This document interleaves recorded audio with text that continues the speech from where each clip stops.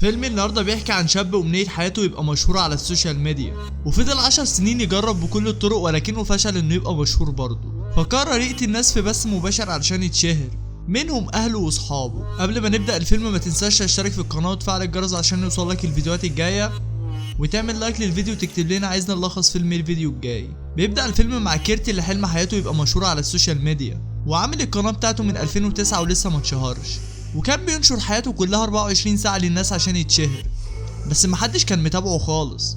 وكيرتي كان بيصاحب الأطفال عشان يفهم دماغهم ويكون متابع كل جديد عشان يعرف يتشهر. وفي واحد من صحابه الأطفال دول اسمه بوبي بقى مشهور جدا. بعدها كيرتي قرر يشتغل في شركة سبراي، وهي عبارة عن تطبيق توصيل شبه أوبر، وبقى ينزل فيديوهات عن المواقف اللي بتقابله خلال الشغل ده. وبعد ما كمل أكتر من 10 سنين في نشر المحتوى من غير ما يتشهر، جاله إحباط واكتئاب، وقرر ينسى حلمه وما ينزلش فيديوهات تاني، لحد ما جاله فكرة هتخليه يتشهر بسرعة جدا، وعمل فيديو أعلن فيه عن فكرة جديدة هيعملها، وسمى البرنامج ده الدرس. وبدأ يجهز عربيته اللي هيبقى فيها البرنامج، وجهز أزايز مية حطها قدام كل الكراسي، وحط كاميرات في كل حتة حرفيا. وبعدين دخل لأمه بعد ما كانت بتنادي عليه وطلع تاني، وبيبدأ تصوير أول فيديو لبرنامج الدرس، وبيجيله توصيلة وبيروح للعميل عادي جدا عشان يبدأ الرحلة. والعميل ده بيكون اسمه فريدريك، ولما بيركب العربية بيسأل كيرتي عن كمية الكاميرات اللي في العربية دي، وكيرتي بيقوله ان الكاميرات دي للحماية مش اكتر. وبعدها فريدريك بيطلب من كيرتي شاحن لانه مجهز خطابه هيطلع لايف يقوله للمتابعين بتوعه، وكيرتي بيقوله ان هو كمان عنده متابعين وبيوريله اللايف. وفريدريك بيكون شخص عنصري جدا وبيدعم البيض بس، وبيقول على الناس اللي بشرتها سودا اغبياء. وفي الوقت ده بوبي بيكون هو الوحيد اللي في اللايف بتاع كيرتي وبيدعمه. ولما سمع الراجل العنصري اتضايق وكتب لكيرتي هو ده الدرس اللي بتقول عليه. بعدها فريدريك شرب من المية اللي كيرتي حاططها في العربية، وبدأ يظهر عليه أعراض غريبة، وهنا عرفنا ان كيرتي كان حاقن ازاز المية دي بمادة سامة، وفريدريك مات. بعدها كيرتي رمى جثة فريدريك وبدأ يشوف عملاء جداد عشان يموتهم هما كمان. وبعدين راح خد عميلة جديدة، ودي ما خدتش اي وقت لانها اول ما ركبت العربية شربت من المية على طول. وكيرتي فتح موبايلها ببصمة وشها وعمل لنفسه تقييم 5 نجوم وبقشيش كمان. والتوصيلة اللي بعدها كان واحد اسمه ماريو، وكيرتي جاله طلب توصيل كمان في طريقه من واحدة اسمها جيسي. وبالرغم ان ماريو كان مستعجل، بس كيرتي قبل الطلب وراح للعميلة برضه. بس جيسي لما بتشوف ان في عميل تاني في العربية بترفض وبتكون عايزة تلغي الرحلة، بس كيرتي بيقنعها وبيقولها ان المسافة مش بعيدة وبتركب فعلا. وبتطلع واحدة مشهورة جدا على السوشيال ميديا، وكيرتي بيقولها ان هو كمان زيها وبيطلب منها تعمل له تاج في صورة وتعمل له فولو، بس جيسي بترفض وبتكسفه. وماريو بيطلع موبايله وبيفضل يصور فيها، وجيسي بتتضايق جدا. ولما ماريو بيصمم يصورها وبيضايقها اكتر، بتنزل من العربية وبترشه بالمية. وبعدها كيرتي خده في حتة مقطوعة وقال له ان ده طريق مختصر. بعدها ماريو تعب جدا وكان عايز يرجع بسبب المية اللي اترمت عليه، وكيرتي وقف بالعربية، ولما ماريو نزل داسه بالعربية وموته. بعدها كيرتي دخل على اكونت جيسي واتفرج على اعمالها وعرف انها عندها عرض بالليل. وبوبي دخل على اللايف تاني وكتب له برضه لسه انا الوحيد اللي بتفرج على اللايف، وبيتهمه ان كل ده تمثيل، وبيقول له يعمل حاجة مثيرة اكتر عشان الناس تشوفه. بعدها كيرتي جاله طلب توصيل، وكانوا 3 صحاب، وكيرتي كان بيسوق بسرعة جدا وبيروغ العربيات، وكانوا خايفين جدا، بس في واحدة فيهم كانت مبسوطة بالمغامرة وبتطلع تركب جنبه قدام. بعدها بيفتح فتحة السقف للاتنين اللي ورا وبيروح بيهم لحتة مقطوعة، لحد ما في كلبين بيطلعوا فوق العربية وبياكلوا الاتنين اللي ورا، وبيقوم حاطط الشنيور في دماغ اللي جنبه وبيقتلها، وبيروح يغسل العربية وهو سعيد جدا.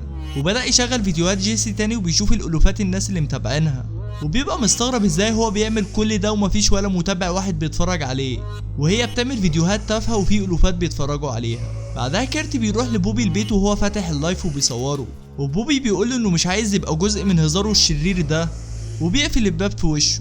بس كيرتي بيزق الباب وبيطلع سكينة وبيطعنه بيها في اللايف، والناس كانت بتكتب انهم مش مصدقين وانه اكيد مقلب. وبوبي مسك مسدس وكان لسه هيقتله، بس كيرتي مسكه منه وضربه بيه وموته، وفضل يصور جثته. وكيرتي عمل كل ده وقتل صاحبه بس عشان يبقى مشهور ويجيله متابعين.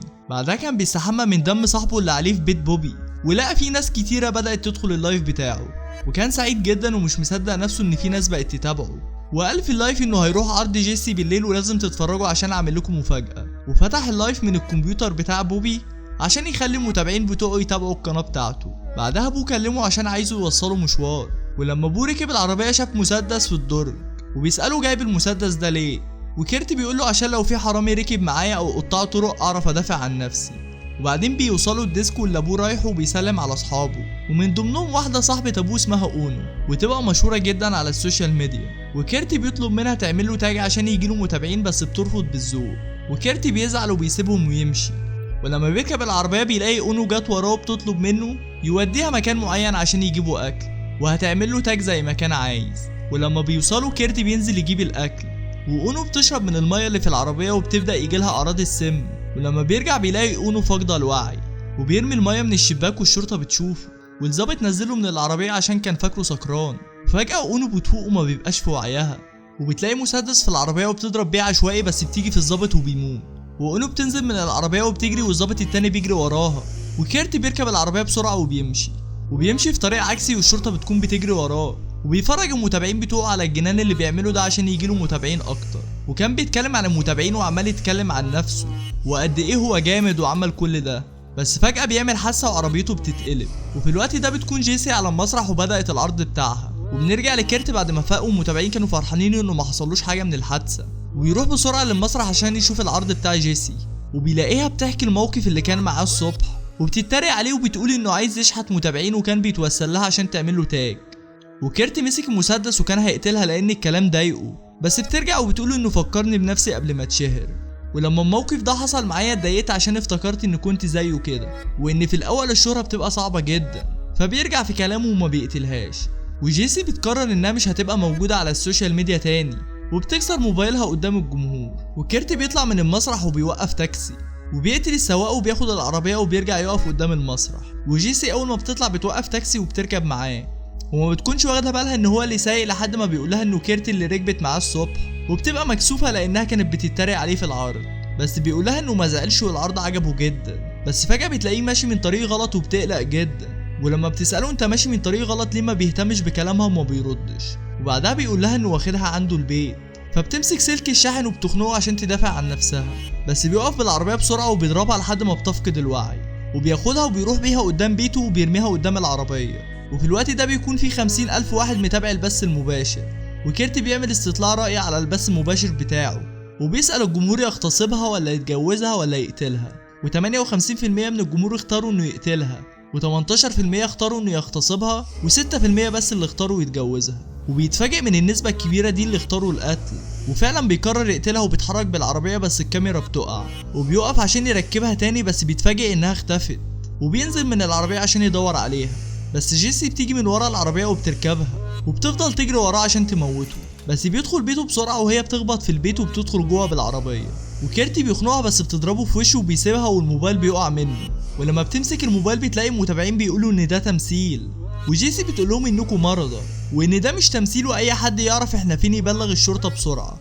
وابو كيرتي بيطلع من الأوضة بتاعته وهو سكران وما بيبقاش فاهم حاجة، وفجأة بيشوف جثة مراته ورا الكنبة، وبنلاقي كيرت جه وراه وقتل ابوه، وبنعرف ان كيرت هو اللي قتل امه لما دخلها البيت قبل ما يبدا برنامج الدرس.